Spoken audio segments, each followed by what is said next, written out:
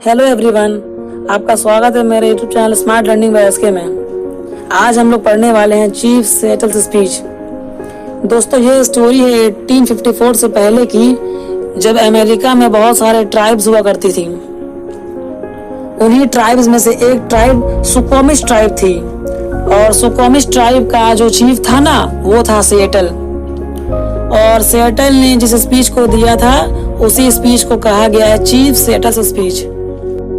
तो दोस्तों, अमेरिका की सरकार ये चाहती थी कि सिएटल की जमीन को सरकार खरीद ले और इन आदिवासियों को कहीं और जमीन दे दे। सरकार वह जमीन के जंगल काट के ऊंची ऊंची इमारतें बनाना चाहती थी, पक्के रोड्स बनाना चाहती थी। तो जो चीफ सेटल थे ना, इनके लफ्जों में जादू था। जो इनके स्पीच को सुनता था वो इनका फैन हो जाता था। ऐसी स्पीच बोलते थे जो आपके दिल को छू जाती थी।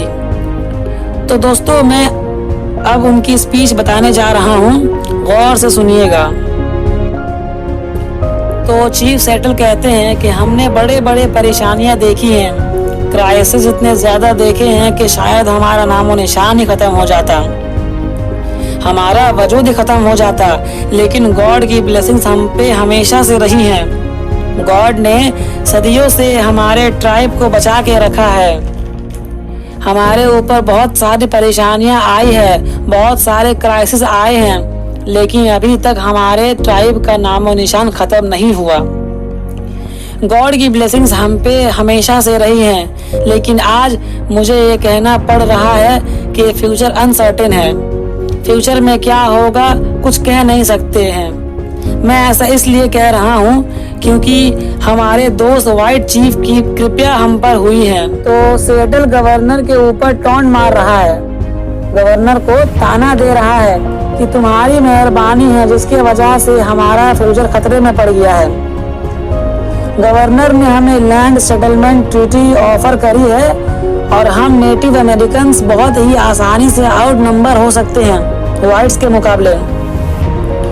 नेटिव अमेरिकन्स कहते हैं आदिवासी के लोगों को, तो कहते हैं कि ये व्हाइट लोग बहुत ही आसानी से हमारा वजूद मिटा सकते हैं, हमें आउट नंबर कर सकते हैं। ये व्हाइट लोग तो घास की तरह है और हम नेटिव लोग उस घास पर उगे चंद पेड़ों की तरह हैं। आंधी चलेगी तो घास तो वहीं रहेगी, घास का तो कुछ नहीं बिगड़ेगा, लेकिन पेड़ जमीन से उखड़ जाएगा।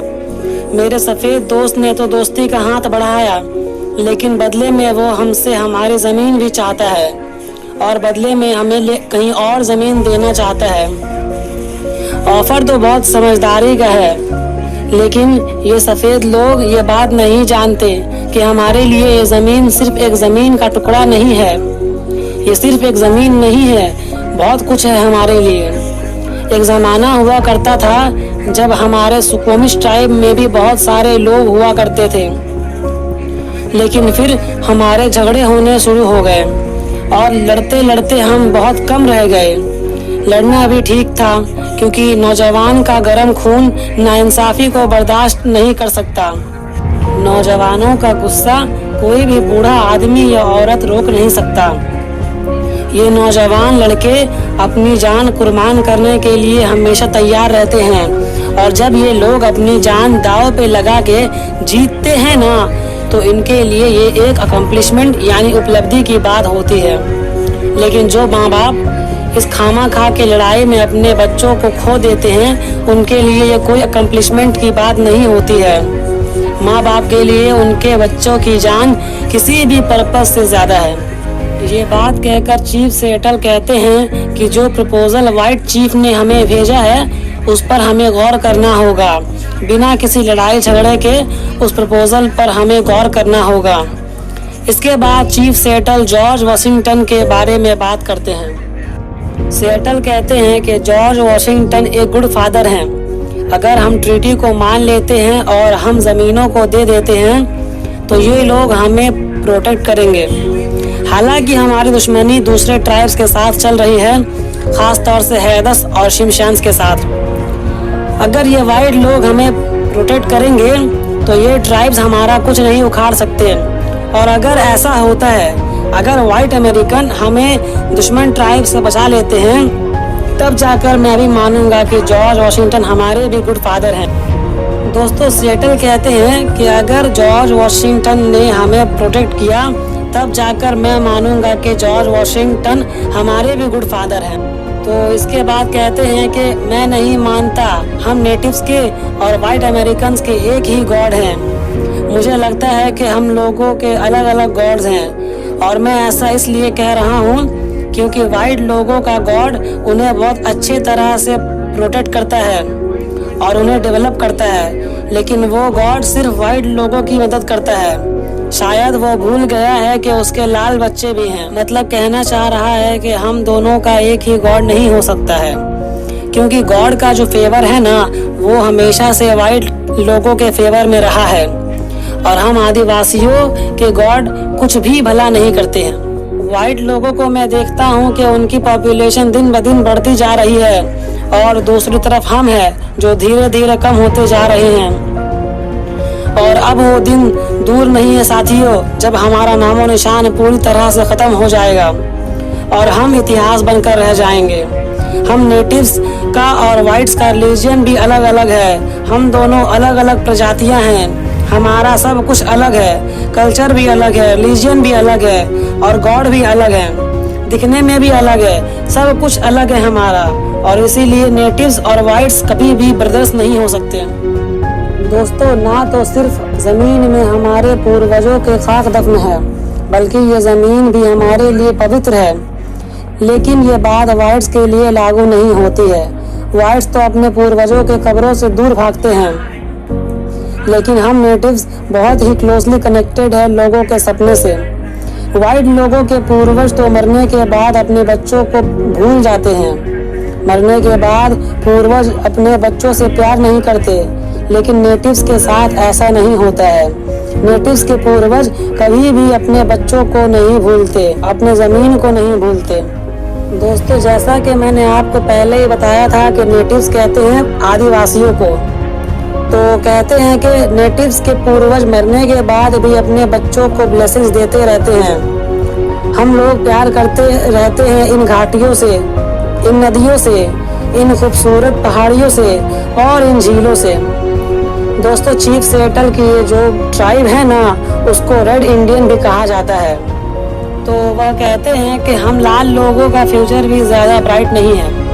एक भी आशा का तारा नहीं है जो हमारे आसमान में चमकता हो। हम लोगों की हालत तो एक जख्मी कबूतर की तरह है जिसको शिकार करके घायल कर दिया गया है। बस कुछ ही देर के मेहमान हैं, शिकारी बस पहुंचने ही वाले हैं। साथियों, कयामत का दिन बस कुछ ही साल दूर रह गया है। हालांकि कयामत का दिन वाइट्स का भी आएगा, लेकिन अभी इनकी बर्बादी में टाइम है। बर्बादी तो वाइट्स की भी होगी, लेकिन अभी तो इनकी बर्बादी में टाइम है। लेकिन एक बात तो तय है कि रेड हो या वाइट, हम दोनों एक दिन मिट जाना है। हम दोनों को एक दिन मिट जाना है। हम पहले मिटेंगे, वाइट बाद में मिटेंगे, लेकिन मिटेंगे दोनों। हमारी एक शर्त है, हम ये चाहते हैं कि हम जब चाहे जमीन पर आ सकते हैं। हमें इस जमीन पर आने की इजाजत हो। हम अपने पूर्वजों की, अपने परिवार की और अपने दोस्तों की कब्रों पर जा सकें। इस जमीन की हर चीज, चाहे वो जिंदा हो या बेजान हो, उन सब पर नेटिव्स का हक है। चाहे कोई जानवर हो या कीड़ा मकोड़ा हो, नदी हो या फिर चट्टान हो, हर चीज कनेक्टेड है। हर चीज पर हमारा हक है। हमारी जमीन पूजनीय है और पवित्र है। सिएटल अपने स्पीच को खत्म करते हुए कहते हैं कि वाइट लोग कभी भी अकेले नहीं होंगे। अगर हमारी पूरी ट्राइब को उजाड़ दिया जाए ना, एक भी इंसान जिंदा ना बचे हमारे ट्राइब का, फिर भी हमारे पूर्वज जिंदा रहेंगे इस जमीन के अंदर गड़े हुए और इस जमीन को अपनी ब्लेसिंग्स देते रहेंगे। इन झीलों के पानी में झलकने वाली परछाइयाँ हमारे लोगों के जिंदगी के किस्से बयां करते हैं। हम वाइट लोगों से ये रिक्वेस्ट करते हैं कि आप मिट्टी में दफन हमारे पूर्वजों को रिस्पेक्ट से ट्रीट कीजिएगा। हालांकि वो मिट्टी में दफन है, लेकिन इसका ये मतलब नहीं कि उनके पास ताकत नहीं है। हमारे पूर्वज मरने के बाद भी इस जमीन से मोहब्बत करते हैं और इस जमीन को एंजॉय करते हैं। हालांकि ऐसा कुछ होता नहीं है, लेकिन ये तो दुनिया है जो बदलती रहती है। तो दोस्तों इस तरह से चीफ सिएटल ने कहा था। जैसा कि हम देख सकते हैं कि दो अलग अलग कल्चर्स हैं और हम देख सकते हैं कि किस तरह से रेड इंडियंस की अटैचमेंट है अपने ज़मीन से और किस तरह से अमेरिकन ट्राइब्स धीरे धीरे ख़त्म होती जा रही हैं और ये आदिवासी के लोग कितने ज़्यादा वरीड है, कितने ज़्यादा चिंता में है अपने एनवायरनमेंट को लेकर के। तो दोस्तों इसी के साथ ये चैप्टर यहीं पर ख़त्म हो जाता है।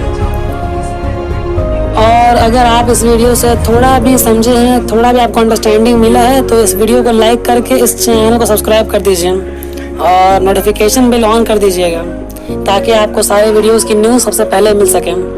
और दोस्तों मैं ICSE का सिलेबस कवर कर रहा हूँ। आपको यहाँ एक प्लेलिस्ट दिखता होगा, आप इस पर क्लिक करके और भी बहुत सारे वीडियोस देख सकते हैं। तब तक के लिए गुड बाय।